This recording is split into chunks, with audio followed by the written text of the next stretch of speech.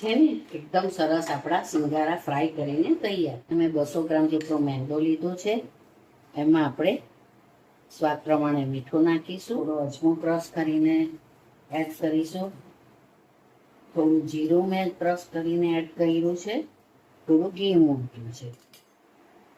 હવે આપણે લોટને હાથેથી સરસ રીતે મોસળીને લોટ બાંધી દઈશું.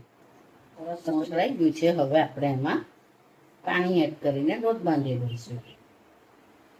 આમાં પાણી એક સરખું સાથે નથી નાખવાનું, નહીં તો મેંદો ઢીલો થઈ જશે, પછી એ પાછો કડક થતા વાર લાગશે. એટલે થોડું થોડું પાણી એડ કરીને આપણે લોટ બાંધી દઈશું.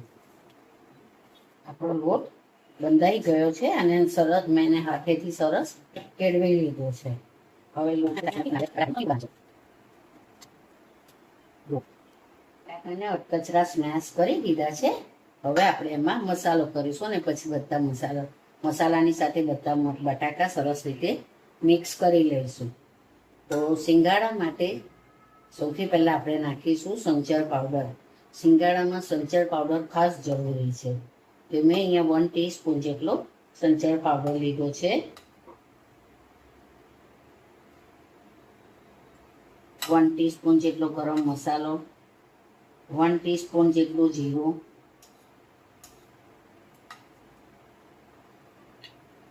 1 ટીસ્પૂન જેટલું લીલું મરચું, જેને મરચાંને મેં વાટીને તૈયાર રાખેલા છે.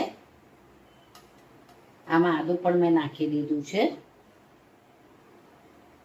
અને આપણે આમાં થોડું જીરું અને થોડું મીઠું આમાં ઓછું એટલા માટે નાખવાનું છે કારણ કે આપણે સંચર પાવડર નાખ્યો છે. સંચર પાવડર જે કાળું મીઠું બ્લેક સોલ્ટ કહે છે, એટલે એ મીઠું આપણે ઓછું લઈશું. હવે આ બધું આપણે સરસ રીતે મિક્સ કરી લેવાનું છે. બટાકા છે એટલે આદુ નાખવું જરૂરી છે અને સિંગાડામાં સંચર પાવડર પણ જરૂરી છે. મિક્સ કરી દઈશું. સમજી ગઈ? મસાલો લઈશું આવી રીતે સરસ આપણે મોસળી લઈશું.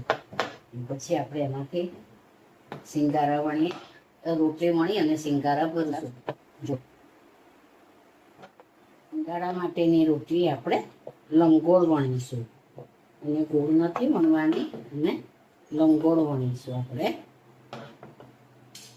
અને આવી રીતે વચ્ચેથી કટ મારી અને સિંગારા ભરીશું. મારો લોટ સરસ મોઇસ્ચર વાળો છે એટલે મને પાણીની જરૂર અહીંયા નથી. લોટ બહુ એકદમ ડ્રાય થઈ ગયો તો થોડુંક ઝાડ પર કિનારી પર પાણી લગાવીને લોટને સ્ટીક કરવો અને સામે આ રીતે સ્ટીક કરી દેવું છે ને. બહાર જેવા જ સિંગાડા પણ આપણે ઘરે જાતે એવી રીતે સ્ટીક કરવું, નીચેથી પણ ચોંટાડી દેવું, પછી અને આમ આપણા અંગૂઠાની વચ્ચેથી આ ટાઈપનું લઈ લઈએ અને પછી તેમાં બટાકાનું સ્ટફિંગ કરવું, સામે સ્ટીક કરી દેવું છે ને. આપણા સિંગારા રેડી. ફ્રાય કરી લઈએ.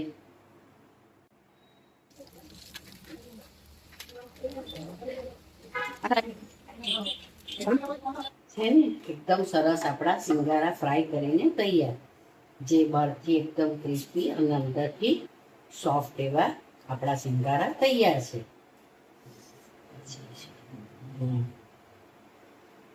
એક અંદરથી પણ ગ્રીન ગ્રીન દેખાય છે અને એકદમ સરસ છે. તો ચાલો જમવા. અમારા સિંગારાની રેસીપી ગમી હોય તો અમારી ચેનલને શેર કરજો, સેવ કરજો અને સબસ્ક્રાઈબ કરજો. Thank you. જય શ્રી કૃષ્ણ.